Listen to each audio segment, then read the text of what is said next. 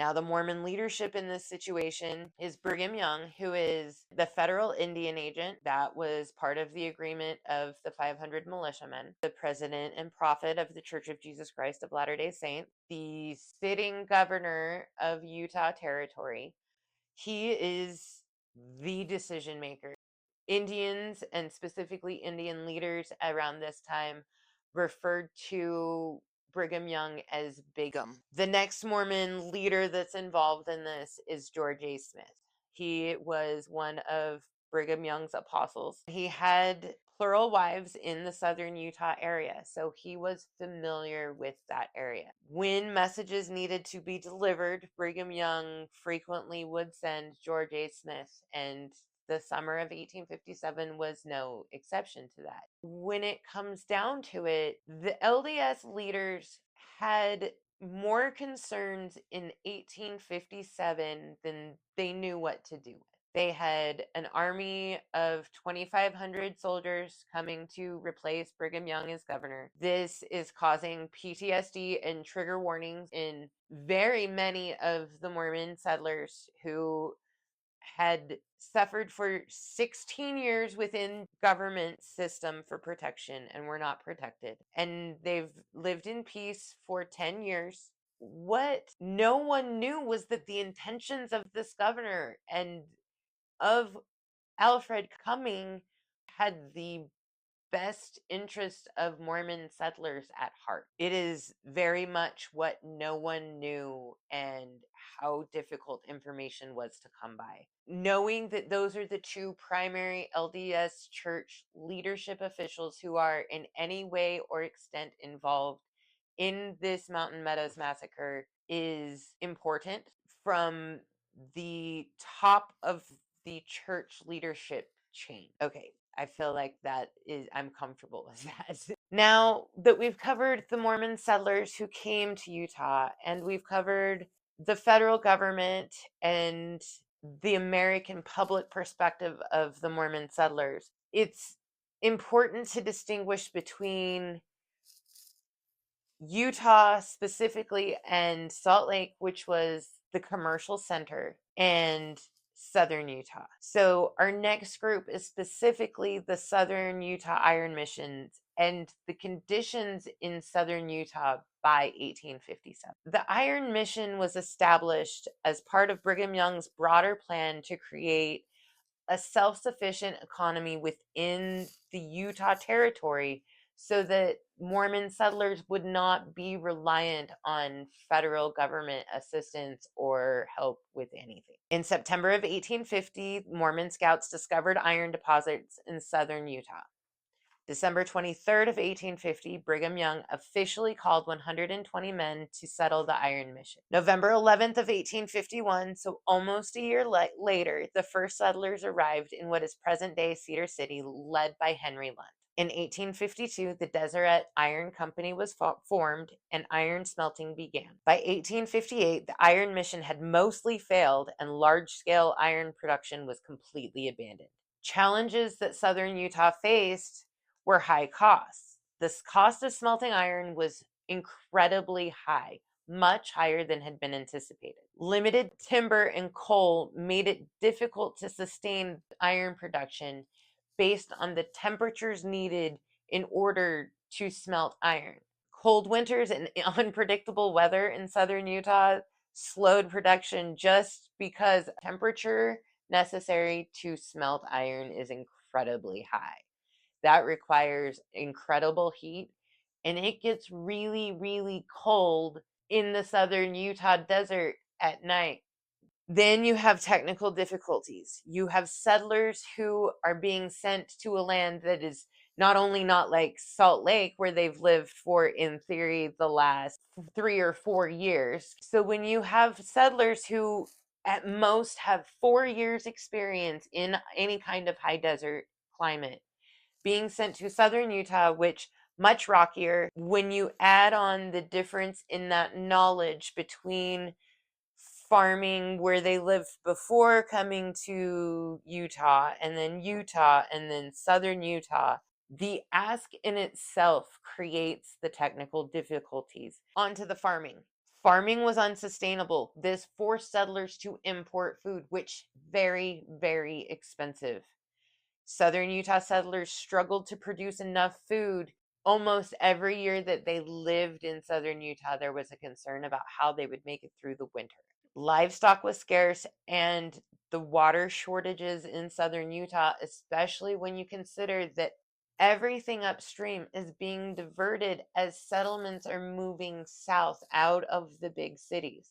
So places where water would have been coming full-fledged when Mormons first landed in Salt Lake, downstream of Salt Lake in southern Utah, you're not going to get as much of those water resources as they're being diverted. Then you have the problems with trades and supplies.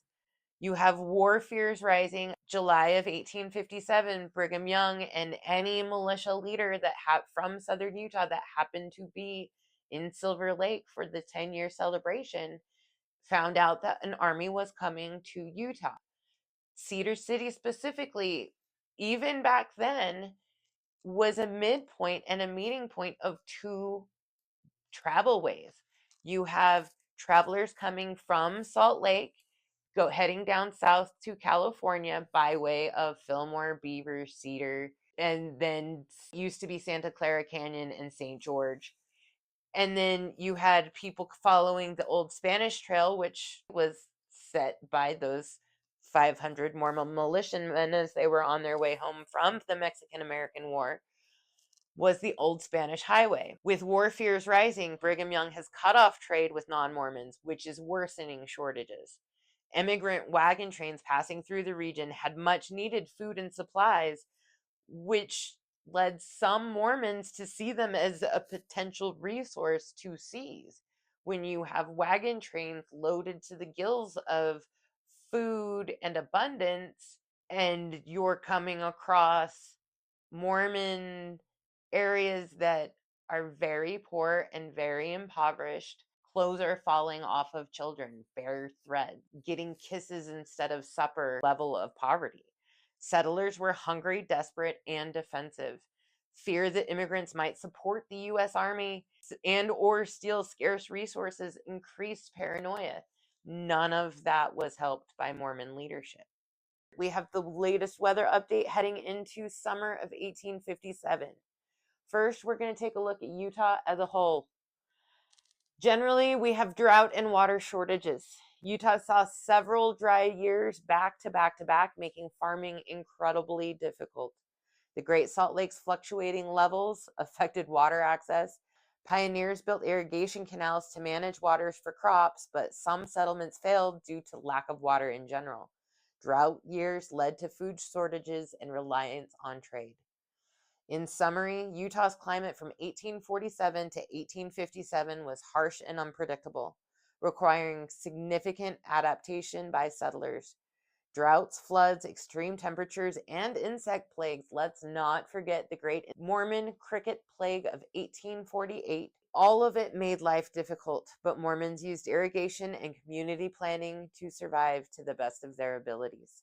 Now, let's take a look at the Iron County climate. The drought and water shortages were rampant. From 1853 to 1856 saw multiple years of below average precipitation. Crops failed frequently due to lack of reliable water resources. Settlers built irrigation ditches, canals, but water access was still limited. Cold winters killed livestock, making it hard to maintain the iron colony. Snowfall was heavier in higher elevations, but not enough to provide the needed water. Southern Utah specifically has been forced in trade. By 1855, it was clear that large-scale iron production was failing due to climate challenges, lack of water, and food shortages. Many settlers abandoned the iron mission and its total by 1858. Cedar City served as a small agricultural community, but the iron industry never fully developed. And even before 1857, quote, leaders in southern Utah had tried to ban trading with outsiders because of the poverty in the settlements and the need to conserve food, end quote. Next is looking at involved participants. It's important to understand that the men named are involved participants.